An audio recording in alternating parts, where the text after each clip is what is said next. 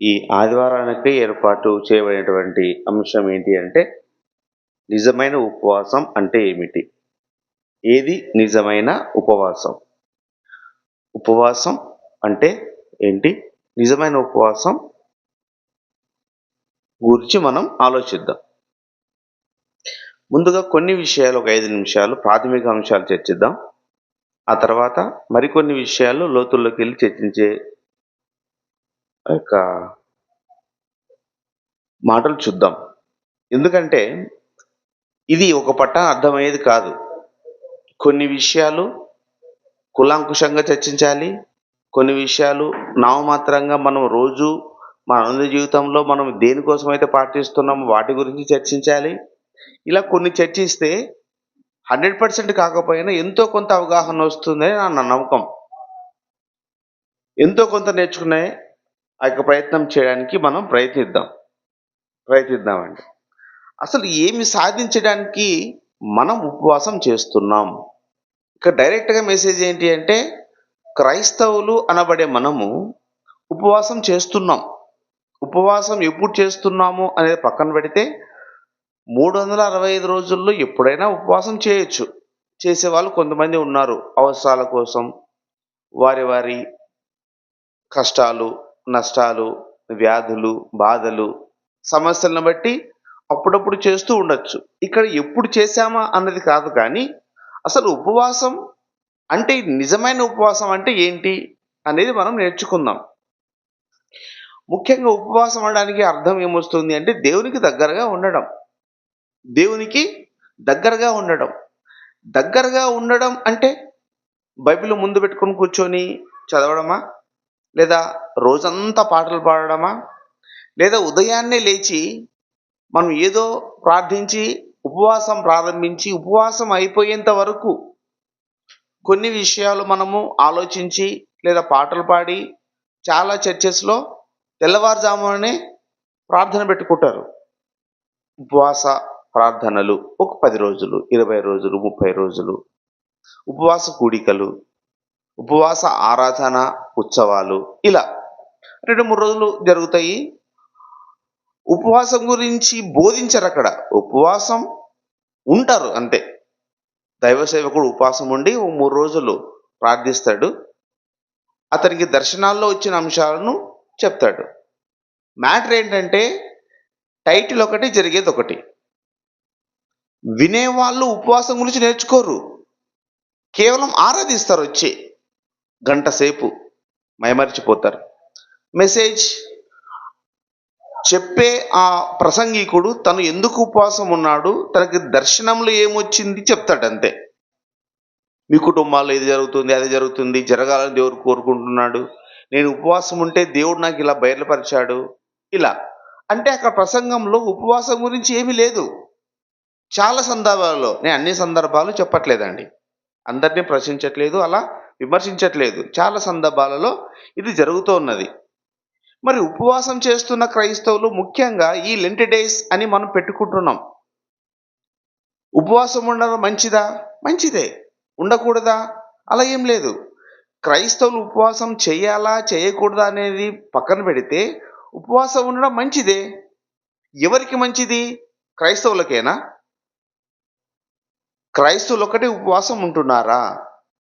సంవత్సరములో minimum అంటే minimum 2, 3 రోజులు హైందవ సహోదరులు, సహోదరీమణులు కూడా ఉపవాసం ఉంటారు. నాతో పాటు పనిచేసే నా కొలీగ్స్ ఉన్నారు చాలామంది. వాళ్ళు ఉంటారు. వాళ్ళు ఏ ఉద్దేశంతో ఉంటున్నారా అని మనకు అవసరం లేదు కానీ, వారు కూడా ఉపవాసం ఉండి, వారికి నచ్చినట్టు దేవునితో దగ్గరగా ఉండే ప్రయత్నం చేస్తున్నారు. అలాగే ముస్లిం సహోదరులు కూడా ఉంటున్నారు. అలాగే క్రైస్తవులు కూడా ఉంటున్నారు. మనం ముఖ్యంగా మన గురించి ఆలోచిద్దాం. మనం ముందుగా స్థిరపడాలి, బలపడాలి.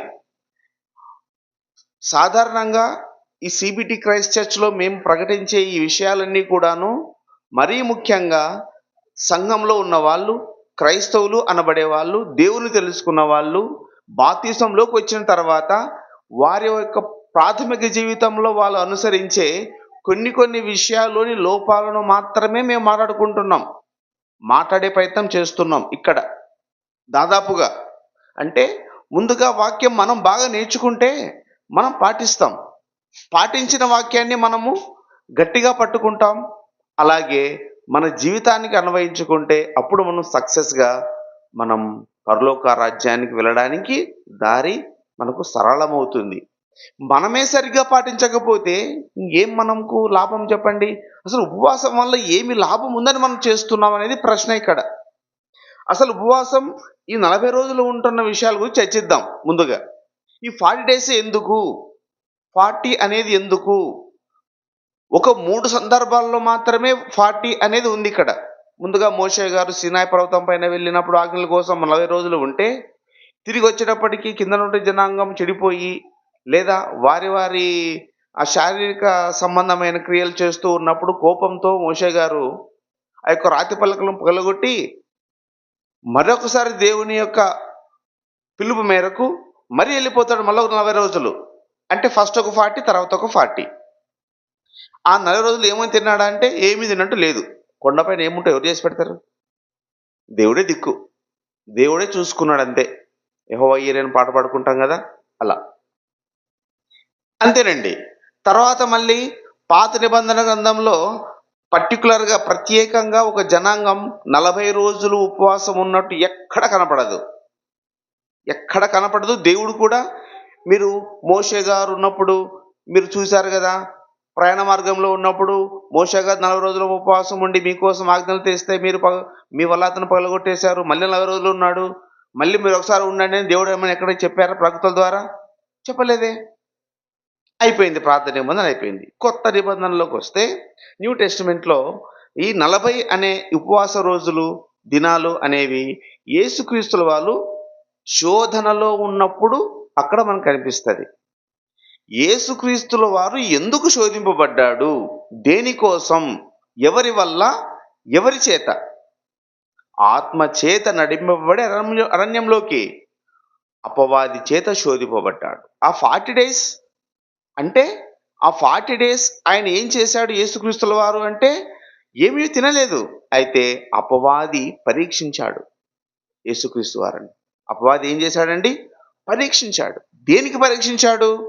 అతను కూడా అంటే యేసుక్రీస్తు అనే మన యొక్క రక్షకుడు శరీరాకారంలో వచ్చిన తర్వాత అతనికి పరీక్ష ఏంటంటే గెలవాలి. శరీరంతో ఉన్నప్పుడు గెలవాలి. శరీర కోరికలను అణుచుకోవాలి. అది తిండి అంటారా? లేకుంటే తాగుడు అంటారా? లేకుంటే నిద్ర అంటారా? లేకపోతే శరీరాశలు, నేత్రాశలు, జీవడమ్మం అంటారా? ఇవన్నిటిని గెలిచినప్పుడే మనిషి ఆ ఆత్మానుసారమైన భక్తిని లేదా తండ్రిని తెలుసుకోగలడు. లేకుంటే తెలుసుకోలేడు. అదొక ఏమంటారు ఫండమెంటల్ మ్యాటర్. ప్రాథమిక అంశం అది. మనకు నేర్పించింది ఏంటంటే మీకు ఒకవేళ 40 రోజులు కాకుండా ప్రతిరోజు ప్రతి గంట శోధనలు రావచ్చు ఏదో ఒక విషయంలో. మీరు గెలవాలి. అంటే ఉపవాసం ఉండి గెలుస్తారా? ఉపవాసం లేక గెలుస్తారా? ప్రార్థనలో ఉండి గెలుస్తారా? వాక్యాన్ని నేర్చుకొని గెలుస్తారా? అనేది అంశం కాదు గానీ, శోధనలు, శ్రమలనేవి ప్రతి ఒక్కరికి వస్తాయి. మీరు గెలవాలి నాలా. నాలా మీరేం చేయాలా? గెలవాలి. ఆ ప్రాసెస్‌లో ఒక 40 డేస్ అపవాది చేత శోధింపబడ్డాడు. అంతే ఇంక మరి ఎక్కడ కనపడదు. యేసుక్రీస్తు వారి తర్వాత సువార్త భారాన్ని మోస్తున్నటువంటి అపోస్తలులు పౌలు గారు గాని, శిష్యులు గాని వారు కూడా ప్రత్యేకంగా ఒక 40 డేస్ ఉపవాసం ఉన్నట్టు, ఉండమని చెప్పినట్టు, సంఘాలకు చెప్పినట్టు, సంఘంలోని పెద్దలు పాటించినట్టు, సంఘంలోని వారు పాటించినట్టు ఎక్కడ లేదండి. అయితే ఉపవాసం గురించి అక్కడక్కడ కొన్ని సందర్భాలు రాయబడ్డాయి. మరి 40 డేస్ ఎందుకు అంటే ఒక 5 నిమిషాల్లో నేను చెప్పి ముగిస్తాను. వాటి గురించి ప్రాథమిక అంశాల గురించి. ముందుగా యేసుక్రీస్తుల వారు చనిపోయిన తర్వాత ఈ ఆర్‌సీఎం అంటే రోమన్ క్యాథలిక్ మిషన్ ఈ యొక్క యేసుక్రీస్తు సువార్తను అంటే యేసుక్రీస్తు వారి బోధలను లేదా ఈ యొక్క క్రైస్తవుల కోసం పనిచేసే ఆ సందర్భంలో వారు ఒక నియమం పెట్టుకున్నారు. వారు అప్పటికి ధర్మశాస్త్రంలోనే ఉన్నారు ఇంకా కొన్ని విషయాలలో. అవి పాటిస్తారు. ఉపవాస దినాలని, పర్ణశాలల పండగని అవి ఇవన్నీ చేసేవాళ్ళు చాలా మటుకు. వాళ్ళేం చేశారంటే బాప్తిస్మం ఇవ్వాలి మామూలుగా. క్రైస్తవులు అని అనబడినప్పుడు ముందుగా వాళ్ళు మారు మనసు పొంది క్రీస్తులోనికి రావాలి అని అనుకున్నప్పుడు ముందుగా వాళ్ళు మారు మనసు నిమిత్తమై కొన్ని రోజులు ఉపవాసం ఉండి ప్రార్థించి వాక్యాన్ని విని వారు పూర్తిగా బలపడిన తర్వాత బాప్తిసం ఇచ్చి ఆ తర్వాత యేసుక్రీస్తులోనికి వారు వచ్చేవారు. అంటే వెంటనే బాప్తిసం ఇవ్వడం కాదు కానీ, నువ్వు మారు మనసు పొంది యేసునందుకు రావాలి అనుకున్నప్పుడు ముందుగా నువ్వు చేయాల్సింది ఏంటంటే, ప్రైమరీగా ఉపవాసం ఉండి ప్రార్థన చేయాలి, వాక్యాన్ని వినాలి, కొద్ది రోజులు ప్రాక్టీస్ చేయాలి. నువ్వు పరిపూర్ణంగా ఉన్నావు అని బోధించే బోధకుడు ఫిక్స్ అయిన తర్వాత, కన్ఫర్మ్ చేసుకున్న తర్వాత నీకు బాప్తిసం ఇస్తాడు. ఇది కంపల్సరీ. అప్పుడు బాగుంది, ఇది చాలా బాగుంది, ఇది మంచిదేనా? చాలా మంచిది. ఎందుకు మంచిది? అదొక ప్రాక్టీస్, ఒక నియమంలాగా పెట్టుకున్నారు, మంచిదే. ఆ తర్వాత ఈ బాప్తిసం ఎప్పుడు ఇవ్వాలి అని అనుకున్నప్పుడు చాలా మటుకు ఈ ఈస్టర్ని చూస్ చేసుకున్నారు. మొదటి శతాబ్దం గురించి చెప్తున్నాను. మొదటి శతాబ్దం, రెండవ శతాబ్దం, ఆ కాలంలో జరిగినటువంటి అంశాలు. బాప్తిస్మం ఎప్పుడు ఇస్తున్నారు అంటే ఈస్టర్కి, అంటే యేసుక్రీస్తు వారు మరణించి తిరిగి లేచిన తర్వాత ఈ యొక్క బ్యాప్టిజం కార్యక్రమం చేయాలనుకున్నారు. అంతకుముందు ఉపవాసం ఉండి బాప్తిస్మం తీసుకోవాలి. అలా వచ్చిందండి బాప్తిస్మం. అంటే మారు మనస్సు నిమిత్తమై యేసుక్రీస్తు వారిని అంగీకరించే క్రమంలో తీసుకున్న బాప్తిస్మానికి ముందు ఉపవాసం. అది ఎప్పుడు? ఈస్టర్. ఆ టైంలో తీసుకున్నారు. కాలక్రమేణా ఏమైందంటే, ఈస్టర్ ఉంది, బాప్తిస్మం ఉంది, ఉపవాసం ఉంది, మొత్తం కలిపేసినారు. అంటే ఇప్పుడు బాప్తిస్మం ఉందా? ఉంది. మరి అప్పుడు తీసుకుంటున్నారా? లేదు. మళ్ళీ వాళ్ళ ప్రకారం ఎప్పుడు తీసుకోవాలి? ఈస్టర్కి తీసుకోవాలి. ఓకే, ఎప్పుడైనా తీసుకోవచ్చు, మంచిదే. అప్పుడు తీసుకోవడం లేదు కానీ మంచిదే. మరి ఈ 40 days ఎక్కడిది? లేదు. అంటే యేసుక్రీస్తు వాళ్ళు శ్రమపడింది 40 days కదా. అంటే శిలువ మరణానికి ముందు 40 days ఏమన్నా యేసుక్రీస్తు వాళ్ళు శోధింపబడ్డా? బైబిల్లో లేదే. ఈస్టర్కు ముందు, అంటే చనిపోకు ముందు, యేసుక్రీస్తు వాళ్ళు శిలువలో వేయక ముందు 40 రోజులు ఉపవాసం ఉన్నట్టు, 40 రోజులు శ్రమపడినట్టు ఏడుందండి? ఎక్కడ లేదు కదా. అంటే శరీరంలో ఉన్నప్పుడు అపవాది చేత శోధింపబడడానికి బాప్తిసం తీసుకున్న వెంటనే అరణ్యంలోకి వెళ్ళిన 40 రోజులు తీసుకొచ్చి ఈ ఈస్టర్కి ముడిపెట్టి ఉపవాసానికి ముడిపెట్టేశారు. ఇది మనం ఫాలో అవుతున్న ఉపవాసం, ఈ యొక్క 40 రోజుల ఉపవాసం, లెంట్ డేస్. ఇప్పటికీ కొనసాగుతుంది. ఇది మంచిదా చెడ్డదా అంటే, కొన్ని సందర్భాలలో మంచిది అయినప్పటికీ, కొన్ని సందర్భాలలో మనం ఆలోచిస్తే, ఎలా ఉంటున్నావు ఉపవాసం, దేనికోసం ఉంటున్నావు ఉపవాసం, ఏమి సాధించడానికి నీ ఉపవాసం, ఇది చరిత్ర అయిపోయింది. ఇప్పుడు ఉపవాసం గురించి ఆలోచిద్దాం. ఈ 40 days ఉపవాసం ఉంటే సరిపోతుందా? భక్తి జీవితంలో 365 daysలో ఈ 40 days ఉపవాసం వల్ల మనకు వచ్చే లాభం ఏంటి? ఉపవాసం అంటే దేవుడికి దగ్గరగా ఉండడం. ఉంటున్నామా? ప్రశ్న వేసుకుందాం. ఉపవాసం ఉంటున్న మనమందరము, ఈ వాక్యాన్ని వింటున్న మనమందరము, ఈ లెంట్ డేస్ కాలంలో మనం 40 days లేదా ఏదో కొన్ని రోజులు ఉంటే దానివల్ల మన భక్తి జీవితం ఏమైనా పెరుగుతోందా? బాప్తిసం తీసుకున్న వాళ్ళు కొత్తగా ఏమైనా నేర్చుకుంటున్నారా? గత సంవత్సరంలో ఉన్న నువ్వు ఈ సంవత్సరంలో కూడా ఉంటున్నావు. గత సంవత్సరానికి ఈ సంవత్సరానికి ఉపవాస ప్రార్థన వల్ల, ఉపవాసం ఉండడం వల్ల, ఉపవాసం ఉండి ఈ 40 days లేదా 30 days ఏదో ఒక కార్యక్రమాల్లో నువ్వు పాలుపంచుకోవడం వల్ల నీలో ఉన్నటువంటి యొక్క భక్తి జీవితంలో ఏమైనా మార్పు ఉందా అని ప్రశ్నించుకుంటే మనకు అర్థమవుతుందండి. మార్పు కోసమే కదా ఏదైనా మనం చేయాల్సింది. మార్పు లేని భక్తి దేనికోసం చెప్పండి? అంటే మార్పు కోసం అంటే ఏంటి?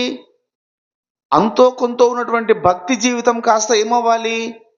పురోగతి సాధించాలి, రెవల్యూషన్ ఉండాలా. దానికోసం ఉపవాసం. ఇంకా చెప్పాలంటే ఉపవాసం ఎందుకుంటున్నారో తెలిసిన, ఇప్పుడు తిండి ఎక్కువై. బాగా ఆలోచించండి. టీవీలో చూడండి ఒకసారి, న్యూస్లో చూసినా, టీవీలో చూసినా, యూట్యూబ్లో, ఇన్స్టాగ్రామ్లో చూసినా, ప్రతి 5 నిమిషాలకి 3 నిమిషాలకు వీడియో వస్తుంది. ఈ డైట్ ఫాలో అయ్యే వాళ్ళు రోజుకు 3 పూటల తినకండి. తెల్లని ఆహారంలో ఏమీ లేదు. డ్రై ఫ్రూట్స్ తినండి. 3 పూటల్లో 1 పూట అన్నం తీసుకోండి. 2 పూటలు మానేయండి. మానేస్తే ఏమవుతుందంట? Digestion system బాగుపడుతుందంట. నీలో ఉన్న బ్యాడ్ కొలెస్ట్రాల్ పోతుందంట, ఆరోగ్యంగా ఉంటావంట. ఈ లోకంలో ఉన్న ఉపవాసం ఏంటి అర్థం అంటే, నీ ఆరోగ్యం కోసం ఉపవాసం ఇది. మనదే ఉపవాసము? క్రైస్తవ ఉపవాసం, లెంట్ డేస్, శ్రమ దినాల ఉపవాసం మన పేరు మనం పెట్టుకున్నది. ఈ లోకంలో వాళ్ళు దేనికి ఉపవాసం ఉంటున్నారు? ఆరోగ్యం కోసం. ఎక్కడ చూడు హోటల్సే, రకరకాల బిర్యానీ, రకరకాల వంటలు, తిండి తిండి తిండి. ఒకప్పుడు నా చిన్నప్పుడు 8, 9 ఆడిన తర్వాత తినద్దని తిట్టేవాళ్ళు. ఎందుకు తినద్దు? కారణమేం తెలీదు. తినకూడదు అంతే. ఎందుకు అంటే అరగదని అంతే. ఆ టైంలో ఇది తింటారు మీరు. దీన్ని చాలామంది ఏమిటి 9, 10 దాటిన తర్వాత దయ్యాలు తిరుగుతాయి, ఆ టైంలో దయ్యాలు తిండి, ఆ టైంలో తినకూడదు, ఆ టైంలో బాక్స్ కట్టుకొని పోకూడదు, రోడ్లో వెళ్ళకూడదు, ఏదో తినకూడదు అని చెప్పడానికి ఏదో ఒక కారణం వెతికిచ్చి తినద్దు అని చెప్పేశారు. మరప్పుడు చాలామంది ఒక టైం తిని పడుకునేవాళ్ళు. ఆరోగ్యంగా లేరా? చాలా ఆరోగ్యంగా ఉన్నారు. ఇప్పుడు తెల్లవారులు తిండే. ఏ టైంలో అయినా కానీ హోటల్స్ రెడీ. ఏం రెడీ ఉంటుంది? బిర్యానీ, చికెన్, చికెన్లో రకాలు, మటన్, మటన్లో రకాలు, ఫ్రై రకాలు, స్టార్టర్స్ రకాలు, డ్రై ఐటమ్స్, గ్రేవీ ఐటమ్స్. ఎప్పుడు తినచ్చు? ఈ 24 అవర్స్ తినచ్చు. అలా తింటున్నారు కాబట్టి మీరు అలా తినకండి, ఉపవాసం ఉండండి, ఆరోగ్యానికి బాగుంటుంది. ఇది కూడా ఉపవాసమే. మరి వాళ్ళు భక్తితో చేస్తున్నారా, ఆరోగ్యం కోసం చేస్తున్నారా? రెండు ఉపవాసమే కదా. అది భక్త్యా? కాదు, ఆరోగ్యం కోసం. మన ఉపవాసం దేనికి? భక్తి. భక్తి కోసమే ఉపవాసం ఉండాలి. అది నిజమైన ఉపవాసం. ఎప్పుడు? 40 డేస్ సరిపోతుందా? 40 డేస్ ఉంటే మిగతా 325 డేస్కి దాన్ని ఆపాదించుకుందామా? మిగతా రోజులన్నీ వదిలేద్దామా? 40 డేస్ నాన్ వెజ్ తినరు, మహాభక్తులు. నాన్ వెజ్ తినకూడదు. ఎందుకు? శ్రమ దినాలు. మిగతా 3-4 రోజులు అంతే. ఇంకా వారంలో 2 సార్లు తినాల్సిందే, కేజీలు లేపాల్సిందే. బయట కూడా మళ్ళీ కొంతమంది మందు తాగరు. ఎందుకు? దేవుడు మళ్ళీ కొడతాడు. చర్చికి పోతారు కదా 40 డేస్ నిష్ఠతో. నిష్ఠ 40 డేస్ ఏం చేయరు? మందు కూడా తాగరు. తర్వాత స్టార్ట్. మీకు తెలుసా, ఇవన్నీ నా అనుభవపూర్వకంగా నేను చూసినవే, అనుభవంతో వస్తున్న మాటలు ఇవన్నీ. అనుభవం అండి. నేను పెరిగిన పరిస్థితుల్లో నేను చూశాను, అనుభవించాను. ఇవన్నీ నా అనుభవంతో చెప్తున్న మాటలు. ఈ 40 డేస్ ఇలా ఉండాలా, అలా ఉండాలి, తాగకూడదు, తిరగకూడదు, సినిమాలు చూడకూడదు, ఫ్రెండ్స్తో తక్కువ వెళ్ళాలి, ఫోన్ సరిగ్గా చూడకూడదు, అన్నీ ఇవే. దేనికోసమో తెలియదు, ఊరికే చెప్పారు. ఈ 40 డేస్ మనం బాగా నిష్ఠగా ఉందాం, దేవుని సన్నిధి దగ్గరగా ఉందాం, ఈ కనీసం ఈ 4 రోజులు ఉందాం. తర్వాత దాని గురించే మాట్లాడరు సంఘాల్లో. చాలా సంఘాలు చూడండి, ఈ 40 డేస్ తర్వాత ఉపవాసం గురించి మాట్లాడే మానవుడే ఉండడు. ఉండండి అని చెప్పరు. ఒకవేళ చెప్పినా దేనికోసం? కేవలం మన ఆత్మీయ అవసరాల కోసం అయితే కాదండి. ఇల్లు లేదా? ఇల్లు కట్టాలి. మీరు ఇల్లు కావాలనుకుంటున్నారా? మీ పిల్లలకి ఉద్యోగాలు లేవా? చదువులో ర్యాంకులు రావాలా? పెళ్ళిళ్ళు కావాలా? అయితే ఉపవాస ప్రార్థన చేయండి. అమ్మ, అక్క, ఏడవండి రాత్రంతా. ఏడ్చి ఏం చేయాలంట? ఉపవాసంతో ప్రార్థన చేయండి. బాగా కన్నీళ్ళు విడవండి, గోజాడండి, అడుక్కోండి, రొమ్ము కొట్టుకోండి. ఇవన్నీ పాత మీద చిన్నవి. రొమ్ము కొట్టుకోవడము, గోజాడము, ఏడవడము. ఏడిస్తే దేవుడు వింటాడు, కనికరిస్తాడు. దేవుడు ఎందుకు? కనికరముగల తండ్రి, ప్రేమామయుడు. నువ్వు ఏడిస్తే ఏమంటాడు? అయ్యో నా బిడ్డ ఏడుస్తున్నాడు, ఇచ్చేద్దామంటాడంట. అయ్యో నా బిడ్డ ఉపవాసం ఉన్నాడు కదా 4 రోజులు, చేసేద్దాం ఏదో ఒకటి. ఇదా భక్తి? ఇది భక్తి కాదండి. అలా అనుకుంటే ఉపవాసం ఉన్న వాళ్ళు భక్తులు అని అనుకుందాం కాసేపు. మనం అందరం భక్తులమే, ఉపవాసం ఉంటున్నాం ఇప్పుడు. వినేవాళ్ళు, క్రైస్తవులు, పాటించేవాళ్ళు, మనమందరం భక్తులేనా? నిజమైన భక్తులేనా?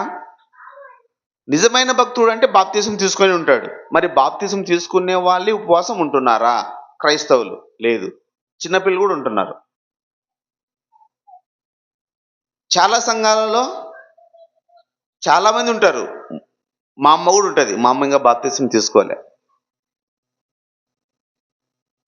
మా అమ్మ భక్తిపరురాల. సరే, ఉపవాసం ఉంటూ ఉన్నప్పుడు ఒకవేళ చనిపోయినారనుకోండి, బాప్తిసం తీసుకున్న వాళ్ళకి పరలోకం గ్యారెంటీ ఉందా? ఉపవాస కాలంలో చనిపోతే పరలోకం గ్యారెంటీ బైబిల్ ఎక్కడైనా ఉందా? సరే, ఉపవాసం చేస్తూ చేస్తూ ప్రార్థిస్తూ చనిపోతే భక్తి జీవితం లేని ఉపవాసం దేనికండి? వ్యర్థం. వ్యర్థమని అంటాడు దేవుడు. చూద్దాం వచనాల్లో. మరి ఈ ఉపవాసం ఉన్న వాళ్ళు భక్తిపరులు లేదా జ్ఞానులు అనుకుంటే, ఆహారం లేక 3 పూటల ఆహారం లేక 1 పూట ఆహారంతో అనాథులుగా బ్రతుకుతున్న రోడ్లో ఉన్నటువంటి ఈ ఏ తోడు లేని వాళ్ళు కూడా భక్తులే నా దృష్టిలో. ఆలోచిద్దాం ఒకసారి.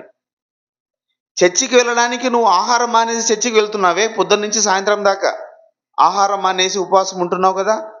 నీది భక్తి అయితే ఆహారం లేక అలమటించే పేదవాళ్ళు చాలా దేశాల్లో, వెనిజులా, సోమాలియా, యుగాండా, మొన్న యుద్ధాలు జరుగుతున్నటువంటి ఈ యుక్రెయిన్, 90స్లో ఒకసారి రష్యా పైన అమెరికా అణుబాంబు వేసింది. కొన్ని వందల సంవత్సరాలు అక్కడ పంట పొలాలు లేవు. ఎంతమంది ఎన్ని రకాలుగా ఉపవాసం ఉండింటారు. వారిది భక్తేనా? కాదు. వారు జ్ఞానులా? కాదు. ఉపవాసం అనేది భక్తికి మనం ఆపాదించకూడదు. ఉపవాసం అనేది ఏంటి అంటే ఒక నియమంగా మనం పెట్టుకున్నామండి, అంతే. అయితే ఈ ఉపవాసం పాటించాలా? పాటించొచ్చు. పాటించుకుంటే ఏమైనా ఏమీ కాదు. మరి దేనికి ఇంత ప్రయారిటీ అంటే, ఏదో ఈ 40 డేస్లో జరుగుతుందని ఒక అపోహ మాత్రమే. ఉండడం మంచిదే. అయితే నిజమైన ఉపవాసం మనం ఉండాలి. నిజమైన ఉపవాసం అంటే ఉంటే మంచిదా లేకుంటే మంచిదా కాదు.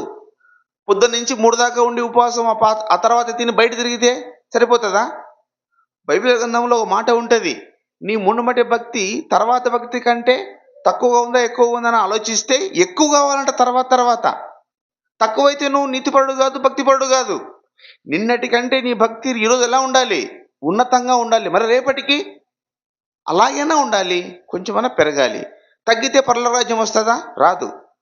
నేను నిన్నంతా బాగా రోజంతా పాటలు పాడుకొని వాక్యం విని అన్నీ చేసి ఈరోజు ఏదైనా ఒక చెడ్డ మాటలు కానీ, అబద్ధపు మాటలు కానీ, లేకుంటే ఓతో గొడవపడడం కానీ చేస్తే నిన్నటి భక్తి వల్ల ఈరోజు పోయిన ఆ యొక్క నా భక్తి జీవితం వల్ల చనిపోతే నేను పరలోక రాజ్యానికి అర్హుని కాదు. ఏ రోజుకి ఆ రోజే, నిన్నటిది సంబంధం లేదు. ఏనాటికి ఆ కీడు ఆనాటికి చాలు. నిన్నటికి అయిపోయింది. నిన్న కీడా మంచా? కీడే కాదు, మంచి చెడు నిన్నటికి అయిపోయింది. ఈరోజు ఫ్రెష్. మరి నిన్న ఉపవాసం ఉండి 40 డేస్ అంతా ఉపవాసం ఉండి 41 రోజు నుంచి అన్నీ చేస్తే మనం ఎలా భక్తిపరులు అవుతాం? అయ్యే అవకాశమే లేదు. ఇవన్నీ ఫండమెంటల్ ఇష్యూస్. ఆలోచిద్దాం. ఈ 40 డేసే మనం ఉపవాసం ఉండి దేవునితో దగ్గరగా ఉండి ఏం నేర్చుకున్నాం చెప్పండి? చాలా సంఘాలలో ఎర్లీ మార్నింగ్ పాటలు పాడుకుంటారు ఉపవాసం ఉండే. ఈ 40 రోజులు ఒకవేళ వాక్యాన్ని వింటే ఎన్ని ప్రసంగాలు వినొచ్చు, ఎన్ని అంశాలు నేర్చుకోవచ్చు. అలా ఏమైనా 40 రోజులు 40 పాటలు ఎవరైనా నేర్చుకున్నట్టు ఏమైనా చూసారా? ఈ 40 రోజులు 40 అంశాలు ఏమైనా పరిశీలించినట్టు మీరు విన్నారా? మీకు తెలుసా, ఈ 40 రోజులు చాలా చర్చెస్లో సంఘంలో ఉన్న వాళ్ళే ఏదో ఒక వాక్యం చదువుకొని లేచి వచ్చేస్తారు అంతే. ఏమి ఉండదు. ఉపవాసం ఉన్నాము ఇంతమంది అని చెప్పడానికి చర్చికి వెళ్ళి కూర్చొని వచ్చేస్తున్నాం అంతే. ఎంతమంది? ఈరోజు పొద్దున 100 మంది వచ్చారు చర్చికి. 100 మంది ఏం చేశారు? ఉపవాసం ఉండి వచ్చారు. ఎంత మంచి భక్తిపరులు అండి, పొద్దున్నే ఉపవాసం ఉంటున్నారంట. 100 మంది చర్చికి వచ్చారు పొద్దున్నే. ఆ తర్వాత రోజు 10 మంది తగ్గచ్చు పెరగచ్చు. ఏం చేసావు? వెళ్ళి కూర్చొని వచ్చావు, పాటలు పాడావు. ఆడ నిద్ర వస్తుంది మరి, ఎందుకంటే పొద్దునే పోయినావు కదా. ఎప్పుడెప్పుడు ఇంటికి పోదామా, ఎప్పుడెప్పుడు ఉద్యోగానికి పోవాలా, వంట చేసుకోవాలా, పనికి పోవాలా, ఇదే ఆలోచనలే. 10 నిమిషాలు లేట్ అయితే పోదాం. అది ఒక భక్తి, అదొక ఉపవాసం. మరి దానికి ఒక పేరు. విమర్శించట్లేదు, ఆలోచించమంటున్నా. ఇదంతా నేను కూడా చేసిన వాడినే. నేను నా సంఘంలో ఉన్నప్పుడు ఇదంతా నేను పాటించిన వాడినే. అది నిజమైన భక్తి అనుకుంటే అప్పటికి నాకు తెలీదు. ఇప్పుడు నవ్వు వస్తుంది నన్ను చూసుకుంటే. నాకు మీరు కూడా పరీక్షించుకోండి. మీరు చేస్తున్న ఉపవాసం మంచిదేనా, నిజమైనదేనా? దానివల్ల మీకు ఏ లాభం ఉంది, ఏం ప్రయోజనం ఉంది? పరలోక రాజ్యానికి వెళ్ళడానికి అదేమైనా నీకు ఉపయోగపడుతుందా? నీ భక్తి జీవితం పెంపొందించడానికి అదేమైనా నీకు ఉపయోగంగా ఉందా, సాధనంగా ఉందా? ఇవన్నీ ఆలోచిస్తే అది వాటన్నిటికీ అవును అని అనుకుంటే మీరు ఎన్ని రోజులున్నా ఉపవాసం మంచిదే. ఎన్ని పూటలున్నా మంచిదే. ఒకే పూట ఉపవాసం ఉండి రెండో పూట తిన్నా మంచిదే. రోజంతా ఏమి తినకుండా వాటర్ తాగినా మంచిదే. రోజంతా ఏదో ఒకటి తిని ఉపవాసం ఉండి ప్రార్థించి ఏదో వాక్యం నేర్చుకొని భక్తి జీవితం నడిపించినా మంచిదే. అలాగంటే ఐసీయూలో ఉంటారండి చాలామంది కోమాలో. ఒక నెల రోజులు ఉంటారు. వాళ్ళకి ఫ్లూయిడ్స్ తప్ప ఏమి ఇవ్వరు. వాళ్ళు బాప్తిస్మే తీసుకున్నారు. అది భక్తి కోసమా? ఉపవాసం దేనికోసం? ఆరోగ్యం కోసం. దాన్ని ఉపవాసం అనుకుంటే ఆ హెల్తే బాగలేదు, తినే అవకాశం లేదు. ఉపవాసంగా అని అనుకుందామా? ఆలోచిద్దాం. రోగంతో బాధపడుతున్న వాళ్ళున్నారు. ఏం తినకూడదండి. ఓన్లీ గంజి మాత్రం తాగాలి మీరు 3 పూటలా అని అంటారు. గంజి మాత్రం తాగే వాళ్ళు ఉపవాసం ఉన్నట్టేనా? ఇప్పుడు మన క్రైస్తవులంతా జ్యూస్ తాగుతున్నారు గదా!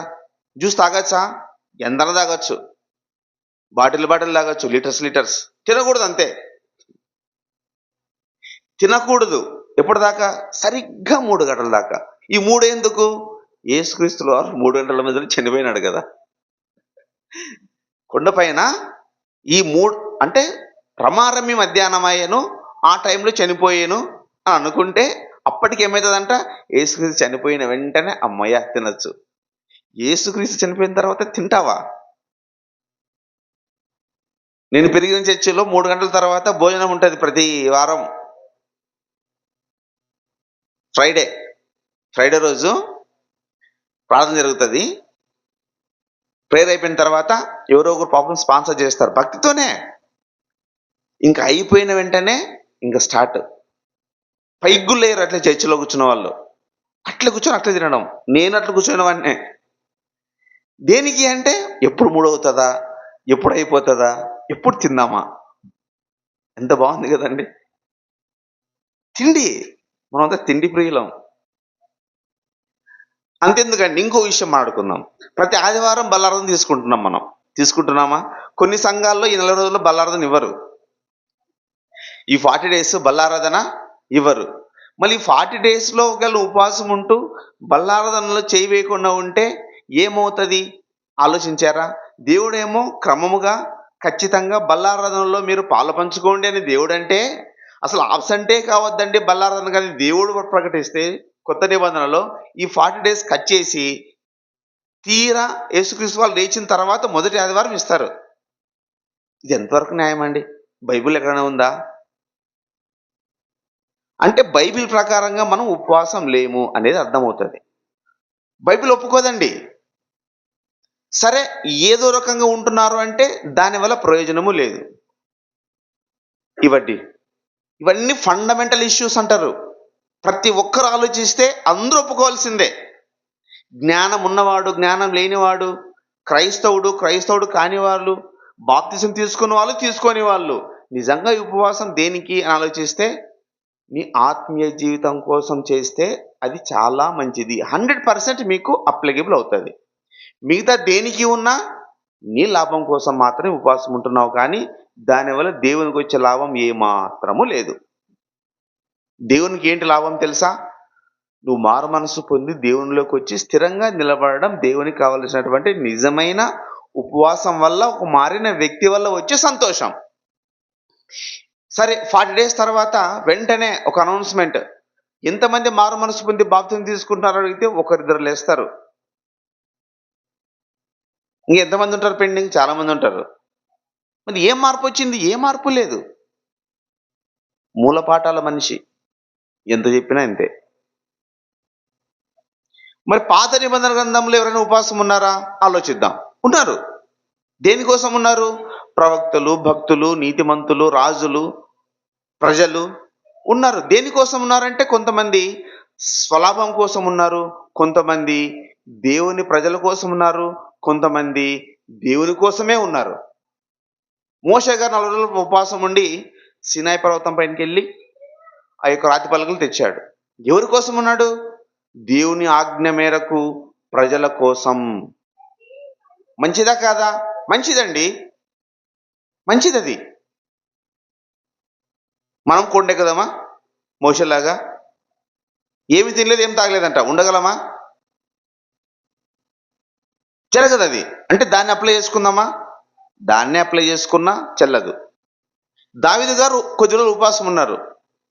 తను పాపం చేసి ఊరియాని చంపించిన తర్వాత ఊరియా భార్య అయిన బత్షెబతో ఒక బిడ్డను కన్నప్పుడు ఆ బిడ్డ జబ్బు పడుతుంది. ఆ జబ్బు పట్టిన బిడ్డ బ్రతకడానికి ఉపవాసం ఉండి ప్రార్థన చేస్తాడు. బిడ్డ బ్రతకదు, చనిపోతుంది. ఆ ఉపవాసం చెల్లుతుందా? దానికి ఏ ఉపవాసం? దావీదు ఉపవాసం పెడదామా? అంతకుముందు మోషే ఉపవాసం అందామా? మోషే ఉపవాసం, మోషే వంటి ఉపవాసం అలాగే చేయాలి. మరి జాగ్రత్త. దావీదు లాంటి ఉపవాసం నువ్వు పాపం చేసి చేయాలి. మళ్ళీ జాగ్రత్త. చెల్లవన్నీ ఇప్పుడు చెల్లవు. అంటే మనం పాత నిబంధన క్రింద ఉండి ఉపవాసం చేయాల్సి వస్తుంది. అప్పుడు క్రొత్త నిబంధనలో ఉన్నాం మనం. ఇప్పుడు సంబంధమే లేదు. అది పాతదే, ఇది క్రొత్తదే. నా సైజ్ ఎల్ సైజ్ అండి. కొంచెం లావ్ అయిన తర్వాత ఎల్ సైజ్ వచ్చింది. ఒక 10 ఏళ్ళ కిందట ఎం సైజ్, ఇంకా కాస్త పెళ్లి కాకముందు స్మాల్. నేను ఇప్పుడు ఎస్ సైజ్ షర్ట్ వేసుకుంటే నాకు సరిపోతుందా? అది పాతదైపోయింది. అది నేను వేసుకున్నా పట్టదు. అది వేసుకొని తిరిగితే నేను పిచ్చోలు అనుకుంటారు. కొత్త షర్ట్ వేసుకోవాలి అంటే సైజ్ చేంజ్ అయింది. పాత నిబంధన ముందు పెట్టుకొని పాత నిబంధన ప్రకారం నేను పాటిస్తాను అంటే యేసుక్రీస్తు వాళ్ళు ఏమంటారు తెలుసా? సరే ఇవంతా కాదు, ఒకవేళ ఉన్నావే అనుకోండి, దేనికోసం ఉన్నావు అని దేవుని అడిగితే ఒక్కసారి బైబిల్ గ్రంథంలో డైరెక్ట్గా ఒక వాక్యము యేసుక్రీస్తుల వాళ్ళు అంటారు. ఈ మత్తయి సువార్త 6:16 చూద్దామండి. మత్తయి సువార్త 6వ అధ్యాయం 16వ వచనం. మత్తయి సువార్త 6వ అధ్యాయం 16వ వచనం డైరెక్ట్గా, మీరు ఉపవాసం చేయనప్పుడు వేషధారుల వలె దుఃఖముకులై ఉండకుడి, తాము ఉపవాసము చేయుచున్నట్టు మనుషులకు కనబడవలనని వారు తమ ముఖములను వికారము చేసుకొందురు, వారు తమ ఫలము నువ్వు పొంది ఉన్నారని నిత్యముగా మీతో చెప్పుచున్నాను. ఉపవాసం చేయున్నట్టు మనుషులకు కనబడాలని కాక రహస్యమందు నీ తండ్రికే కనబడవలని నీ ఉపవాసం చేయనప్పుడు నీ తల అంటుకొని నీ ముఖమును కడుకొనుము, అప్పుడు రహస్యమందున్న చూచుచున్న నీ తండ్రి నీకు ప్రతిఫలం ఇచ్చును. ఇక్కడ మీరు ఉపవాసం చేయనప్పుడు వేషధారుల వలె కాక అంటే వేషధారులుగా ఉపవాసం చేస్తున్నారంటే 100% 40 డేసే భక్తి, మిగతా రోజులు లేదు. వేషధారణ కాదా? 40 డేస్ మాత్రమే నువ్వు 3 పూటలుగా 2 పూటలు మానేస్తున్నావు, మిగతా రోజులు మామూలుగానే ఉంటున్నావు. వేషధారణ కాదా అది? దేవుడు యేసుక్రీస్తు అంటున్నాడు అలా ఉండకండి అని. మరి తర్వాత యేసుక్రీస్తు వాళ్ళు ఖచ్చితంగా ఉండండి ఏమని అన్నాడా? ఎక్కడం లేదు. పౌలు గారు గొప్ప సేవకుడు, ఆయన ఏమని చెప్పాడా? ఎక్కడ చెప్పలేదు. 12 మంది శిష్యులు ఎక్కడని చెప్పారా? చెప్పలేదు. మరి ఎందుకు పాటిస్తున్నాం? మంచిదే, పాటించండి. అయితే అది నిజమైనదా కాదా ఆలోచించండి. దానికోసం నీకు పైన నువ్వేమైనా నీ భక్తిలో మార్పు ఉందా ఆలోచించమని చెప్తున్నా. ఆలోచిద్దాం. తర్వాత ఈ యొక్క ఎస్తేరు గ్రంథంలో కూడా యూదా ప్రజలు రక్షించే క్రమంలో రాణి అని ఎస్తేరు, తర్వాత మొర్దెకై అక్కడ ఉపవాసం ఉన్నారు. చూడండి ఒకసారి ఎస్తేరు గ్రంథము 4:15 యూదులను రక్షించే ప్రయత్నంలో వారు ఉపవాసం ఉండి ఆ జనాంగం కోసం అంటున్న మాటలు, మీరు ఉపవాసం ఉండండి, గోనె పట్ట కట్టుకోండి, కన్నీళ్లు విడిచండి, మన జనాంగాన్ని రక్షించుకుందాం అనే అంశాలన్నీ ఉంటాయి అక్కడ. ఎవరు ఉపవాసం ఉన్నారు అక్కడ? ఇద్దరే ఉన్నారా? అందరూ ఉన్నారు. మొత్తం ఆ యూదా జనాంగం అక్కడ ఉన్న వాళ్ళందరూ ఉపవాసం ఉండి వారి కోసం ప్రార్థించుకున్నారు. వారి కోసం అంటే ఏంటి? వారు ఒక కష్టంలో ఉన్నారు, ఒక ట్రాప్లో ఉన్నారు. ఒకవేళ వాళ్ళు ప్రార్థించి ఒకవేళ దేవుని అడగకపోతే మొత్తం యూదా జనాంగం అక్కడికే అంతమైపోయే అవకాశాలు ఉన్నాయి. అందుకోసం ఉన్నారు. మంచిదేనా? మంచిదే. మళ్ళీ దాన్ని ఇప్పుడు పాటిద్దామా? ఉపవాసం ఎన్ని రోజులు? అక్కడ ఏమన్నా ఇన్ని రోజులు ఉందా? ఎలా ఉండాలి? గోనె పట్ట ఎవరు కట్టుకుంటారు ఇప్పుడు? గోనె పట్ట కట్టుకోవాలి కదా. బూడిదలో కూర్చోవాలి, బూడిదలో కూర్చోవాలి. చీర కావాలి మనకు. అవ్వండి అవన్నీ. అసలు మనకే నవ్వు వస్తుంది అవన్నీ వింటే. ఇది ఈ ఉపవాసం మనం చేస్తుంది, ఇది కాదే ఉపవాసం అని జ్ఞానం ఉన్న ప్రతి ఒక్కరు ఆలోచిస్తారండి. అందరూ చదువుకున్న వాళ్ళే వాక్యం వింటుంది ఇప్పుడు. చదువులేని వాళ్ళు ఎవరు లేరు. అందరూ ప్రైమరీగా అంతో ఇంత చదువుకున్నారు, అంతకు నాలెడ్జ్ ఉంది. కానీ ఎందుకు అంటే ఎందుకో విననట్టు చేస్తారు. ఎందుకులే అందరితో పాటు మనము అని అనుకుంటున్నారు. తప్పండి. దేవుడు ఒప్పుకోడు. జకర్యా గ్రంథంలో అన్నారు, భక్తి కలిగి నువ్వు ఉపవాసం ఉన్నావు అని అంటాడు, ప్రశ్నిస్తాడు. ఉపవాసం ఉన్నావు కానీ భక్తి లేదు. భక్తి కలిగే నీవు ఉపవాసం ఉంటివా? ప్రశ్న అక్కడ. లేదు అనే ఆన్సర్ రావాలి అందరికీ. భక్తి లేదు. ఓన్లీ ఆచరణ ఉందంతే. ట్రెండ్ అంతే అది ఒకటి. ఒక నియమం పెట్టుకున్నాం అంతే 40 డేస్. దానివల్ల ఏమీ కాదు మనకు. భక్తి కలిగి మీరు ఉపవాసం ఉంటిరా? లేదే. చూడండి అక్కడ జకర్యా గ్రంథము 7:56లో. ఒకసారి మళ్ళీ చదువుకోండి. అలాగే యెషయా గ్రంథంలో కూడా ఒక విషయం ఉంటుంది. ఈ జనాంగము యెషయా గ్రంథంలో ప్రవక్త చెప్తూ మాట్లాడుతూ ఉపవాసం ఉన్నప్పుడు వీళ్ళ యొక్క ప్రార్థనలకి జవాబు రాదు. చూసి చూసి చూసి వీళ్ళకి ఇంకా సహించలేక జనము అడుగుతారంట, మేము ఉపవాసం ఉండగా నీవెందుకు చూడవు? ప్రశ్న, దేవునికే ప్రశ్న. మేము ఉపవాసం ఉన్నామే, మమ్మల్ని ఎందుకు చూడవు? మహాభక్తి పరులు మరి. చూసి ఏం చేయాలా? ఆకాశ వాక్యలు విప్పి పట్టజాలనంత విస్తారమైన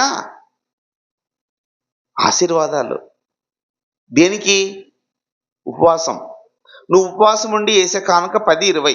దేవుడేమో పట్టజాలంత విస్తారమైన కుమ్మరింపు, ఆత్మ కుమ్మరింపు, మేలులు కుమ్మరింపు, ఆశ్చర్యకార్యాలు. ఇదిగో ఈ రాత్రే, ఈ ఉపవాస దినం రోజునే మీకు అద్భుత కార్యం జరుగుతుందని ప్రార్థిస్తాడు. అద్భుత కార్యం అంటే వీళ్ళ దృష్టిలో అద్భుత కార్యం అంటే ఎప్పుడు లేనంత డబ్బు చూడాలా, ఎప్పుడు లేనటువంటి ఒక కొత్త విషయాలు నా జీవితంలో జరగాల, ఇవే ఆలోచిస్తాం మనం. అన్ని చెప్పేవాళ్ళు అట్లా ఉన్నారు, వినేవాళ్ళు అట్లే ఉన్నాం. నీవెందుకు చూడవు? మా ప్రార్థన ఎందుకు ఆలకింపవు అని ప్రశ్నిస్తారు. ఎందుకు వినాలి? నీ భక్తే లేదు అసలు. నువ్వు మంచి హృదయంతో లేవు, మంచి తలంతో లేవు, అందుకే నేను వినను అంటాడు. ఇంకొకసారి ఇర్మియా గ్రంథం అంటాడు, నేను విననేరకుండా నా చెవులు మందమేం కాలేదు, నీ పాప జీవితమే అడ్డుగా ఉందంటాడు. నేను వింటాను, నాకు తెలుసు, ప్రపంచంలో ఎవరు ప్రార్థన చేసినా వింటా. కానీ నీకు నాకు మధ్య ఒకటి ఉంది, ఏంటంటే పాపం ఉంది. అందుకే నేను వినటం లేదు. వినట్టు ఉన్నాను, చూస్తున్నాను, చూడనట్టు ఉన్నాను. ఎందుకంటే నువ్వు పాపంలో ఉంటూ అడుగుతున్నావు, అది చెల్లదు బిడ్డ.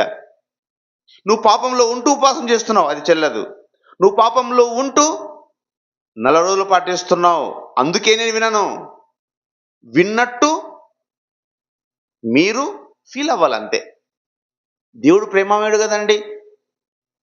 అర్థం చేసుకుంటారు, ఈ సంవత్సరం కాకపోతే వచ్చే సంవత్సరం అంటున్నాడు. ఈసారి అర్థం కాలేదు మీకు దేవుడు, నెక్స్ట్ ఇయర్ అర్థం కాలేదు, ఇంకేం చేస్తారు? 3 సంవత్సరాలు అయిపోయింది, 4వ సంవత్సరం కోసేయి చెట్టుని, నరికేయి చెట్టుని. ఎన్ని ఉపవాస దినాలు, ఎన్ని సంవత్సరాల నుంచి ఉంటున్నావు నువ్వు? 40 రోజులు ఎన్ని ఏళ్ళకి వచ్చినాయి? నా వయసు ఇప్పుడు 40 సంవత్సరాలు. అంతకుముందు ఎన్ని 40 రోజులు ఉపవాసాలు ప్రతి సంవత్సరం వచ్చాయి? పాటించాను. దానివల్ల ఏమైనా నాకు లాభం ఉందా? ఏమీ లేదు. ఫలం ఉందా? లేదు. అంటే నా ఉపవాసం వల్ల నాకేం రావాలి? ఫలం రావాలి. ఏ ఫలము? ఆత్మీయ ఫలం రావాలి. దేవునిలో ఎదగాలి. నేను దేవునిలో ఎదగకుండా ఉన్న ఉపవాసం వల్ల ఏమైనా లాభం ఉందా? లేదు. యజమాని ఏమంటాడు? ఆ చెట్టు నరికేసి అన్నాడు, అంతే. ఇంకా ఉపవాసం ఉన్నావు, ఏ ఫలాలు లేవు. భక్తి ఉంది, ఫలము లేదు. నిజమైన భక్తి కాదు అది. నువ్వు భక్తి కలిగే ఉపవాసం ఉన్నావా? లేదే. నువ్వెందుకు అడుగుతున్నావు నువ్వు. అందుకే నీకు ఆన్సర్ లేదు, సమాధానం లేదు. మీ జీవితాల్లో ఫలాలు లేవు. వేషధారణగా ఉండి మీరు ఒకవేళ ప్రార్థిస్తే మీ ముఖమును వికారం చేసుకొని, వికారం అంటే ఏం లేదు, దీనంగా వచ్చేటారు ఇట్లా చర్చిలో. నేను పాటించినవన్నీ ఇవన్నీ నా అనుభవాలండి, నా అనుభవాలే. నేను చెప్తుందంతా నా అనుభవాలే. వింటున్న మీకు అనుభవాలు ఉన్నాయి. మీరు ఒకవేళ గుండె మీద చేసుకుని ఆలోచించండి. అనుభవాలు ఏమన్న వాళ్ళు ఒకసారి ఆలోచించండి. 99.9% ఈ వాక్యం వింటున్న వాళ్ళందరికీ అనుభవాలన్నీ ఉన్నాయి. అదే పాత జీవితం, అవే ఆలోచనలు, అవే డబ్బు గురించి యావా, కుటుంబం గురించి ఆలోచనలు. ఆ పని చేయాలా, ఈ పని చేయాలా, అది ఎట్లా, ఇది ఎట్లా, ఇల్లు లేదు, వాకిలి లేదు, కొడుకులు, కూతుర్లు, వాళ్ళ పెళ్ళిళ్ళు, వాళ్ళ ఉద్యోగాలు, వాళ్ళ సంతానము, నాకున్నటువంటి ఆస్తి, నాకున్నటువంటి ఆవులు, గొర్రెలు, మందలు, మేకలు, ఉద్యోగము, గవర్నమెంట్ ఉద్యోగస్తుడు. దేవా, నాకు ఇచ్చిన ఉద్యోగాన్ని ఆశీర్వదించండి. ఇంకెంత ఆశీర్వదించాలి? ఉద్యోగం చేస్తున్నవాడు ఏం ప్రార్థన చేశాడంటే, నా ఉద్యోగాన్ని ఆశీర్వదించండి. గవర్నమెంట్ టీచరు, గవర్నమెంట్లో పనిచేస్తున్న ఒక సర్వెంట్ నా ఉద్యోగాన్ని ఆశీర్వదించండి అంటున్నాడంటే ఎంత మూర్ఖత్వం ఒకసారి ఆలోచించండి. బిజినెస్ చేస్తుంటాడు, షాప్ ఉంటుంది, టర్నోవర్ నెలకు 30,000 40,000 లాభం ఉంటుంది. నా వ్యాపారాన్ని దీవించండి. ఇంకా ఎంత? ఇంకా ఎక్కువ రావాలా, ఇంకా ఎక్కువ, సరిపోవట్లేదు ఆశ. ఆల్రెడీ గవర్నమెంట్ ఉద్యోగం చేస్తున్న వాళ్ళు ప్రార్థన, ఉపవాస ప్రార్థనలో వాళ్ళు చేసే ప్రార్థన ఏంటి? ఇంకా ఆశీర్వదించు. కొడుకులు బీటెక్ చదువుతుంటారు, కూతురు ఎంబీబీఎస్, నా కూతురు ఆశీర్వదించండి. ఇంకా ఏమని? ఎంబీబీఎస్ సీట్ వచ్చింది, మంచిదే, ఆశీర్వదించాడు కదా. మంచిగా అయిపోవాలంట, డాక్టర్ ఉద్యోగం, డాక్టర్ సంబంధం రావాలా, అది ఆశీర్వాదం. నాకు గవర్నమెంట్ ఉద్యోగం వచ్చింది, నా కొడుకు కూడా ఉద్యోగం రావాలి, అది విలాస. భార్యాభర్తలకు ఇద్దరికి ఉద్యోగం ఉంది, సరిపోవట్లేదు, ఇల్లు ఇంకా ఇప్పుడే ఆలోచిస్తున్నాము, దేవుడా ఉద్యోగం వచ్చింది, ఇల్లు గురించి ఆలోచిస్తున్నాము, ఇల్లు కట్టాలనుకుంటున్నాము, ఇంకా బాగా వినండి, స్థలం కూడా కొన్నాము, స్థలాన్ని కట్టేకి లోన్ కోసం పోతున్నాము, ఆ లోన్ వచ్చే ప్రాసెస్లో ఏ అడ్డంకులు రాకూడదు. బా, ఎంత ఆశ అండి. ఏ అడ్డంకులు, లోన్ వచ్చేసేయాల. ఇవన్నీ ఎక్కడ జరుగుతున్నాయి? మన క్రైస్తవ సమాజంలో ఈ 40 రోజుల్లో చేస్తున్న ప్రార్థనలో ఉన్నాయా లేదా? ఉన్నాయి. పని చేసుకునేవాడు కూడా ప్రార్థిస్తున్నాడు, నా పనిని ఆశీర్వదించండి అని. ఏదో ఆశ ఉండొచ్చు. రోజు పనికి పోయేవాడు ఆశీర్వదించమని అడిగితే అర్థం ఉంది, వీళ్ళు అడిగితే ఏమర్థం ఉంది? ఇది కాదా అబద్ధ భక్తి? ఇది కాదా దేవునికి వేషధారణ అనిపించదా? అది చాలు తండ్రి, నేను తెచ్చారు నాకు, నేను దేవుని కోసం ఏం చేయాలని ఎంతమంది ఆలోచిస్తున్నారు? లేదే, ఇంకా కావాలా? ఈ 40 డేస్లో అడిగే వాళ్ళందరూ ఇలాంటి వాళ్ళే, భక్తులంతా వీళ్ళని భక్తులు అనుకుంటే షేమ్లెస్. నిజమైన క్రైస్తవులు కాదండి మనం, నిజమైన ఉపవాసం కాదది. దేవుడు మెచ్చిన ఉపవాసం ఏంటి? క్లియర్. దిక్కులేని వాళ్ళని దర్శించడము, బీదలకు సహాయం చేయడము, ఒక పూట ఆహారం లేని వానికి ఆహారం ఇవ్వడము, వీలైతే బట్టలు లేని వాళ్ళకి ఒక వస్త్రమును ఇవ్వడం. నా ఫ్రెండ్ ఉన్నాడు రామన్న అని, మై కొలీగ్, అతను క్రిస్టియన్. ప్రతి సంవత్సరం మినిమం అంటే 50 to 100 డేస్ ప్రతిరోజు టిఫిన్ కానీ, మధ్యాహ్నం భోజనం కానీ, సాయంత్రం డిన్నర్ కానీ కొంతమందికి డైలీ డిస్ట్రిబ్యూట్ చేస్తాడు. My friend, my colleague. ఏం చేస్తున్నాడు? నిజమైన ఉపవాసం పాటిస్తున్నాడు, దానం చేస్తున్నాడు, ఎవరితో సంబంధం లేదు. మిగతా రోజులు దానం చేయాలంటే మిగతా రోజులు కూడా చేస్తాడు, అది భక్తి. ఈ 40 డేస్లో ఎవరైనా దానాలు చేసేవాళ్ళు ఉన్నారా? మన క్రైస్తవుల్లో ఒక 10-20 మంది. మనము చేసే దానం ఏంటి అంటే మనంతా సపరేట్ సిస్టమ్. చాలా సంఘాలలో ఈ ఉపవాసం ఈ 40 రోజులు ఒక రకరకాలుగా పెట్టుకుంటారు వాళ్ళు. ఒక్కొక్క డినామినేషన్లో ఒక్కొక్క రకం, ఒక్కొక్క పద్ధతులు అట్లా. మనకు తెలిసిన ఉపవాసం ఏంటంటే సువార్తను ప్రకటించడం. 40 రోజులేనా? సంవత్సరాలు బ్రతికినంత కాలం మేము ఏం చేస్తామంటే, ఈ సిబిటి క్రైస్ట్ చర్చ్ గుంటకల్లో జరిగేది ఏంటి అంటే, చనిపోయేంత వరకు ఉపవాసం ఉంటాం. దేనికోసం? దేవుని వాక్యాన్ని ప్రకటించడానికి, దేవుని వాక్యాన్ని ప్రకటించే వాళ్ళకి సహాయం చేయడానికి, దేవుని కోసం పనిచేసే వాళ్ళని ప్రోత్సహించడానికి. ఇది మా ఉపవాసం.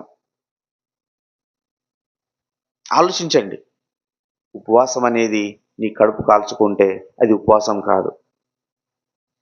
ఉపవాసం కాదే, కడుపు కాల్చుకుంటే ఉపవాసం ఎలా అవుతుందండి? కడుపు కాల్చుకుని ఉపవాసం ఉంటే నీకేమన్నా లాభమా? ఆరోగ్యంగా నీకు లాభం ఉండొచ్చు, దేవునికి ఏం ప్రయోజనం ఉందా? బైబిల్లో ఎక్కడా లేదు. నువ్వు ఈరోజు ఉపవాసం ఉన్నావు, దేవుడు సంతోషించినట్టు వాక్యం ఉందా? లేదు. 40 డేస్ ఉపవాసం ఉన్న తర్వాత దేవుడు ఏమైనా సంతోషించమన్నాడు? సరేనండి, ఒక్క మాట డైరెక్ట్గా, యేసుక్రీస్తుల వాళ్ళు అంటే యేసుక్రీస్తుల వారు ఒకవేళ సిలువకు ముందు మాట్లాడుతూ ఉన్న సందర్భంలో ఒక చోట అంటాడు, అమ్మా మీరు నా కోసం ఏడవకండి, మీకోసం మీ పిల్లల కోసం ఏడవండి అన్నారు. మళ్ళీ ఇప్పుడు ఈ 40 డేస్ మీరు ఎవరి కోసం ఏడుస్తున్నారు చర్చికెళ్ళి? అదే యేసుక్రీస్తును సిలువ వేస్తున్నట్టు మీరు ఊహించుకొని, అయ్యా నా కోసం మరణించావు, మంచిదే, మన కోసం మరణించాడు, నా కోసం మీరు సిలువపై రక్తం కార్చావు, అవును నిజమే. ఎప్పటి నుంచి చేస్తున్నావు ఈ ప్రార్థన? ఎన్నేళ్ళుగా చేస్తున్నావు? ప్రతి సంవత్సరం చేసేదే. దేవుడు క్లియర్‌గా సరే నువ్వు ఏడుస్తున్నావు, అయితే ఇప్పటిదాకా ఏడ్చే ఉండొచ్చు. ఆ సందర్భం వరకు నువ్వు ఏడ్చిండొచ్చు. నా గురించి తెలుసు. అక్కడ అతని బోధనలు విన్న వాళ్ళు చాలామంది ఉన్నారు. అతని గొప్పదనం చూసిన వాళ్ళు చాలామంది ఉన్నారు. ఆశ్చర్య కార్యాలు, అద్భుత కార్యాలు, అసలు అతను ఒక మంచి బోధకునిగా అందరికీ ఇది అర్థమైంది.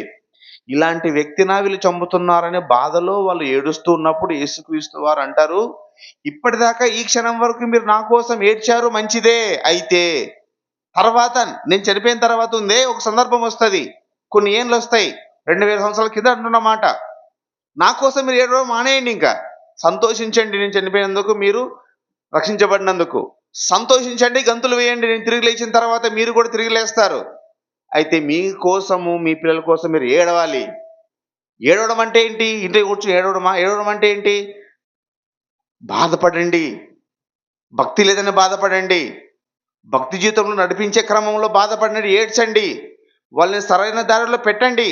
వారు మీ మాట వినరు. ప్రయత్నించండి, బోధించండి. బాప్తిసం మీరు తీసుకోండి, మీ పిల్లలకి ఇప్పించండి.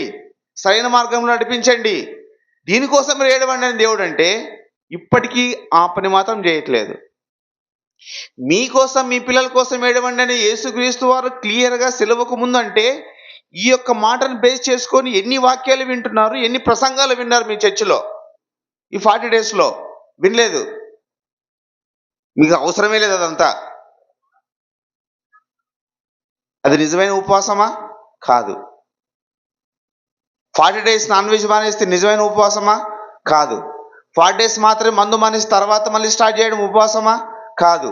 ఈ 40 డేస్‌లో మాత్రమే పొద్దున్నే లేసి ప్రార్థన చేసుకొని, మళ్ళీ ఒకసారి మధ్యాహ్నం ప్రార్థన చేసుకొని, సరిగ్గా 3 గంటలకి ఆ యొక్క ఉపవాసాన్ని విరమించే ముందు, అబ్బా! ఈరోజంతా నాకు మంచి సహాయం చేశావు అని ప్రార్థించుకొని, వెంటనే నాన్ వెజ్ చేసుకొని తినేసి, మిగతా సమయమంతా బయట తిరిగి, ఆడ తిరిగి, ఈడ తిరిగి వచ్చి చేస్తే అది నిజమైన ఉపవాసమా? కాదు. మన టాపిక్ ఏది నిజమైన ఉపవాసం? ఇదైతే కాదు. ఇదైతే కానే కాదు. మనస్ఫూర్తిగా అంగీకరించాలి. ఎవ్వరైనా ఒకప్పుడు నేను పాటించాను. నాది కూడా నిజమైన ఉపవాసం కాదు. నేను ఉపవాసమే ఉండను. చక్కగా తింటాను, దేవుని వాక్యం చదువుకుంటాను, ప్రార్థించుకుంటాను, నా పనిలో నేను నిమగ్నమైపోతాను. నా పిల్లలతో సమయాన్ని గడుపుతూ, నా పిల్లలకి ఏదో చెప్పాల్సిన మాటలు చెప్తూ జీవిస్తాను. నాకు అవసరం లేదండి ఉపవాసం. దేవునితో సంబంధం కలిగి ఉన్న నేను ఉపవాసం ఉన్నానా లేదా అనేది అవసరం లేని విషయం ఇక్కడ. ఉండడం మంచిదేనా? మంచిదే. లేకపోతే ఏమవుతుంది? ఏమీ కాదు. అయితే ఉన్నావనుకో, ఖచ్చితంగా నీవు ఆత్మీయంగా బలపడడానికి ఉపవాసం ఉండాలి. 51 రోజులు ఉపవాస ప్రార్థన. భక్తుడు 50 రోజులు ఉపవాసం ఉండి గదిలో మీటింగ్ పెట్టేస్తే, వాక్యంలో ఏం చెప్పాలా? ఆ 50 డేస్‌లో తను అనుభవించిన విషయాలు దేవుడు ఏదో మాట్లాడినాడు. కిందున్న వాళ్ళు ఏం చేశారు? ఆ 50 డేస్ ఎప్పుడెప్పుడు 50 డే వస్తదా? 50 డే అంటే 52 రోజులు వస్తదా? అక్కడికి వెళ్ళిపోదామా? స్తుతి ఆరాధన చేద్దాం. ఉపవాస స్తుతి ఆరాధన. అంతే, ఇంకేం లేదు. వాళ్ళందరూ మళ్ళీ వెనక్కొచ్చేస్తారు. వాళ్ళ చర్చెస్‌కి వెళ్ళిపోతారు మళ్ళీ. ఆ 2 రోజులే అక్కడ ఉంటారు. మళ్ళీ మిగతా సంవత్సరం అంతా ఏడుంటారు? వాళ్ళ సంఘాల్లోనే. వాళ్ళ సంఘాల్లో ఏం పాటిస్తారు? మూల పాఠాలు. ఏవి? మామూలే. అందుకేనండి యేసుక్రీస్తు వారు అంటారు, ఇవన్నీ మానేయండి. ప్రయాసపడుతున్నారు మీరు. ఊరికే భారం మోసుకొని తిరుగుతున్నారు. అదని ఇదని. నిజమైన వాక్యం దగ్గరికి రండి, నేర్చుకోండి. మీ ఉపవాసము మీ భక్తి జీవితానికి ఉపయోగపడితే అప్పుడు మీకు మంచి జరుగుతుంది. లేకుంటే మంచి జరగదు. పౌలు గారు సువార్త ప్రకటించే క్రమంలో దెబ్బలు తిన్నాడు, తన్నులు తిన్నాడు, ఈడ్చబోను పోయారు, పడేశారు, చెరసాల్లో వేశారు, ఉపవాసం ఉన్నారు. ఎప్పుడు తిన్నాడో ఎప్పుడు లేదో తెలియదు. యేసుక్రీస్తు వారు కూడా అసలు ఇల్లే లేదంట. ఆకాశ పక్షులకు గూడుంది, నక్కలకు బొరియలు ఉన్నాయి, కానీ మనిషి కుమారునికి తలదాచుకోవడానికి స్థలమే లేదు, ఇల్లే లేదు. ఎవ్రీ ఈవినింగ్ అంటే పొద్దునంతా సువార్త చెప్పిన తర్వాత ఇంటికి వెళ్ళి పడుకున్నట్టు ఎక్కడ వాక్యంలో ఉందా? రాత్రి అయితే మళ్ళా కొండ మీదకి వెళ్ళి ప్రార్థన చేసుకుంటాడు. ఎక్కడుందండి ఇల్లు? అలా ఎవరైనా ఉంటున్నారా? ఎవరైనా సంఘాల్లో పాస్టర్లు ఉన్నారా? మేము ఉంటున్నామా? మనకందరికి ఇల్లు ఉన్నాయి కదా. మనం ఎవరు లేవండి అట్లా. యేసుక్రీస్తు వారు ఆ 40 డేసే ఉన్నారా? మిగతా ఎన్నిసార్లు ఉపవాసం ఉండి వాక్యం ప్రకటించారో తెలీదు. రాయబడిందా ఏమైనా? ఇదంతా ఎలా ఉంటదంటే ఫండమెంటల్ మ్యాటర్ ఇదంతా. ప్రాథమిక అంశాలే. ఇంకా లోతుల్లో ఏం మాట్లాడుకోలేదు. చాలా విషయాలు ఉన్నాయి దీనిపైన. మరొకసారి సందర్భం వచ్చినప్పుడు ఆలోచిద్దాం. ముగింపులో చెప్తున్నది ఏంటంటే, మన ఉపవాసం నిజమైనదా కాదా అనుకుంటే, మనం పాటించే ఉపవాసం నిజమైనదా కాదా అనుకుంటే, కొన్ని విషయాలు మనం ఆలోచించాం. మోషే గారు చేసిన ఉపవాస ప్రార్థన, ఉపవాసం వల్ల దేవుని ఆజ్ఞలు ఇచ్చాడు, ప్రజలకు ఉపయోగపడింది. ప్రజల కోసం చేసిన ఉపవాసం మంచిదే. అది పాత నిబంధన, మనకు అప్లికేబుల్ కాదు. దావీదు గారు ఉపవాసం చేశారు, ఏదో తన కుమారుడు బాగుపడాలని. బాగుపడలేకపోయారు కదా. మరి అటు ఉపవాసం మనం చేయగలమా? లేదు. యూదా జనాంగం కూడా వారి యొక్క శ్రమల్లో ఉన్నప్పుడు దేవుడు అన్యులకు అప్పగించినప్పుడు, వేరే రాజుల కిందకి వెళ్ళినప్పుడు వారు కూడా, తండ్రి మేము ఏదో తెలియక తప్పు చేశాము, మమ్మల్ని క్షమించండి, రక్షించండి అని వాళ్ళు కూడా ఉపవాస ప్రార్థన చేశారు. రకరకాలుగా ఉన్నారు. తర్వాత తండ్రి అయిన దేవుడు వాళ్ళు చూసి వారిని వాళ్ళు రక్షించాడు. అది మంచిదే ఉపవాసం. అలాంటిది మనం చేద్దామా? ఇప్పుడు మనం ఏమైనా వేరే బానిసత్వంలో ఉన్నామా? లేదు కదండి. మనం స్వతంత్రులం. యేసుక్రీస్తు ద్వారా మనం ఏమయ్యాము? స్వతంత్రులము. మనకి బానిసత్వమే లేదు. అంటే అంతకుముందు పాత నిబంధనలో చేసినటువంటి ఈ యూదులంతా దేనికోసం? స్వతంత్రం కోసం ప్రార్థించారు, స్వతంత్రం కోసం ఉపవాసం ఉన్నారు, మమ్మల్ని విడిపించండి అని చెప్పే క్రమంలో ఉన్నారు. మనం ఆల్రెడీ విడిపింపబడ్డాము పాపం నుంచి, సాతాను బంధకాల నుంచి. మనం స్వతంత్రులము. అలాంటి ఉపవాసం మనం చేసే అవకాశం లేదు, చేయకూడదు కూడా. నిజమైన ఉపవాసమా కాదా ఆలోచించండి. యేసుక్రీస్తు వాళ్ళు అపవాది చేత శోధింపబడడానికి ఉపవాసం ఉన్నారు. ఏ కాలంలోనా? లెంట్కి ముందా? శిలువకు ముందా? కాదు. ఇప్పుడు మనం పెట్టుకున్నది ఏంటి? శిలువకు ముందు. ఇది నిజమైన ఉపవాసమా? కాదు. పౌలు గారు 40 డేస్ ఏమైనా ఉన్నారా? లేదు. అప్పుడప్పుడు ఉన్నారు వాక్యం ప్రకటించే క్రమంలో. అలా మనం ఏమైనా వాక్యాన్ని ప్రకటించే క్రమంలో ఉన్నామా? మంచిదే. లేకుంటే నిజమైన ఉపవాసం కాదు. ఇదండి నిజమైన ఉపవాసం. దేవునికి నచ్చేది, భక్తి కోసం చేసేది, మన నీతిని పెంచుకోవడానికి చేసేది, మన ఆత్మీయ జీవితానికి ఉపయోగపడేది, మనం పరలోక రాజ్యానికి వెళ్ళే క్రమంలో అది మనకు మెట్టు కావాలి. ఏం కావాలి? ఒక మెట్టు కావాలి, కానీ ఆచారం కాకూడదండి. ఇంకా చెప్పాలంటే బాగా ఆలోచించండి. హైందవ సహోదరులు శనివారం ఉంటారు, సోమవారం ఉంటారు, గురువారం ఉంటారు. ముస్లిమ్స్ కూడా శుక్రవారం ఉంటారు. మన వాళ్ళు కూడా చాలామంది ఈ 40 డేస్ తర్వాత అప్పుడప్పుడు ఫ్రైడే ఉంటారు. ఫ్రైడే ఎందుకు అంటే యేసుక్రీస్తు వారు చనిపోయిన రోజని ఫ్రైడే మాత్రం ఉంటారు. అంటే ఒక్కో రోజు ఒక్కోరు అట్లా అనుకుంటూ, మాకు ఈరోజు అయితే బాగుంటుంది, ఈరోజు అయితే కలిసి వస్తుంది అని పెట్టుకున్నారు. అది ఆచారమా కాదండి చెప్పండి? ఆచారమే. ఆచారయోగ్యమైన ఏ భక్తి కూడా దేవునికి నచ్చదండి. మనస్ఫూర్తిగా చేయాలి. అది ఏ రోజా ఏ పూట కాదు, మనస్ఫూర్తిగా ఉండాలి. ఏది చేసినా, అది ఉపవాసమైనా, లేదా ప్రార్థన అయినా, లేదా దేవుని కోసం చేసే ఏ పనైనా మీరు భక్తితో చేయాలి, భక్తి కోసం చేయాలి. ఆ నిత్య జీవాన్ని పొందుకోవడానికి మాత్రమే చేయాలి. నీ ప్రార్థన దీనికోసం ఉండాలి, నీ ఉపవాసం దీనికోసం ఉండాలి. ఉపవాసం ఉండి ప్రార్థన చేయి నీ పిల్లల కోసం. నా పిల్లలు మారాలి, నాకు ఇంకా మంచి జీవితం రావాలి, నా పిల్లలు బాప్తిసంలో నడిపింపబడాలి. ఈ ఉద్యోగాలు ఇవన్నీ ఎలాగ వస్తాయి మీకు తెలుసు తెలియదో, మీ పిల్లల్ని భక్తిలో పెంచండి. ఈ ఉద్యోగాలు ఇవన్నీ వాటర్గా వచ్చేస్తాయి ఆ వయసుకి. నాది గ్యారంటీ. నిజం. ఒక ఉన్నత స్థాయికి మీరే వెళ్తారు. మీరు అడిగే అవసరం లేదు. దేవుడు అన్నాడు కదండి, మీ తిండి కోసం, ఆహారం కోసం, ఈ బట్టల కోసం ఎప్పుడు ఆలోచించద్దండి. దేవునికి తెలుసండి మీకేం కావాలో. తెలుసు దేవునికి. వాటి కోసం మీరు ప్రార్థించి టైం వేస్ట్. ఒక గంట సేపు ప్రార్థిస్తే వీటి కోసం చేస్తున్నావు, అలా చేయొద్దు. 40 రోజులు ఉపవాసం ఉంటే దీనికోసం ఉపవాసం చేస్తున్నావు, అలా చేయొద్దు. తిండి కోసం, బట్ట కోసం, ఉండడానికి ఇల్లు కోసం, దీనికోసం నువ్వు ఉపవాస ప్రార్థన చేయొద్దు. ఏమీ చేయొద్దు. ఇవన్నీ మీకు దేవుడు అనుగ్రహిస్తాడు. Seeking of Kingdom of God, దేవుని రాజ్యం అడగండి. దేవుని రాజ్యం కోసం అడగండి. దేవుని రాజ్యం కోసం ప్రార్థించండి. దేవునితో నడవడానికి ప్రార్థించండి. దేవునితో నడిచే క్రమంలో ఉపవాసం ఉండండి. అది నిజమైన ఉపవాసం.